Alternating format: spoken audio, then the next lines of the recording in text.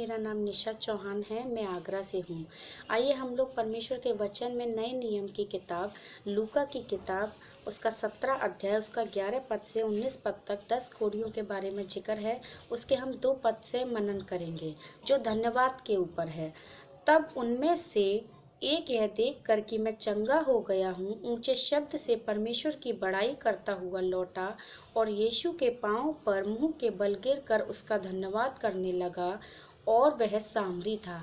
तो हम लोग इसमें ये देखेंगे कि जो परमेश्वर ने चंगाई दी थी वो 10 को दी थी, लेकिन उनमें से लौट के सिर्फ एक ही आया जो कि सामरी था, जिसने परमेश्वर के वचन के बारे में ना कभी सुना था ना कभी जाना था। लेकिन उसको ये पता था कि जिसने मुझे चंगा किया है, जिसके द्वारा मुझे इस बीमारी से छुटकारा मिला है, निश्चय मुझे उसका धन्यवाद करना ज़रूरी है।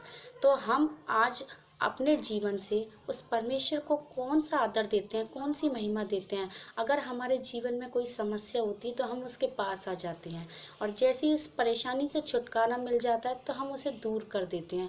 लेकिन ऐसा नहीं होना चाहिए। हम हर एक उस विश्वासी को जो प्रभु यीशु मसीह के वचन को सुनता, जानता, पढ़ता है और विश्वास करता है कि यीशु ही जिंदा परमेश्वर है, हमें सदैव हर परिस्थिति में उसका धन्यवाद करना चाहिए, उसके सम्मुख रहना चाहिए और हर परिस्थिति में उसके धन्यवाद करते हुए उसका महिमा देनी चाहिए। तो हमारा जीवन का एक ही उद्देश्य है मसीही भाई बहनों का कि हम उस परमेश्वर की महिमा करें। और जब जब हम परमेश्वर का धन्यवाद करेंगे, जितनी बार हम उसकी वर्शिप करेंगे, उसकी आराधना करेंगे, उतनी बार हम आशीषित होंगे, स्ट्रांग होंगे, आत्मा में, शारीरिक रूप में और मानसिक रूप में सब तरीके से हम उन्नति पाएंगे।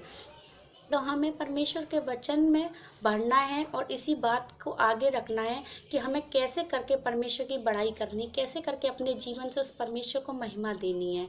तो जो 10 कोढ़ी थे उनमें से सिर्फ एक ही लौट के आया, वो सामरी था। तो आज हमें भी अपने जीवन से यही बताना है कि परमेश्वर हमारे लिए क्या मायने रखता है। उसने हमारी सृष्टि की, पूरी कायनात को उसने शब्द के द्वारा बनाया और हमें आपको बनाने के लिए वो स्वर्ग से नीचे झुक गया। उसने अपने हाथों से मिट्टी लेके सान के हमें बनाया और हमें जीवन का सांस दिया कि वो हमारे से सिर्फ एक ही चाहता था इसके बदले कि मनुष्य जाति मेरा धन्यवाद करे, मेरी महिमा करे। और अगर हम ऐसा नहीं करते हैं, उस परमेश्वर को बड़ा दुख होता है।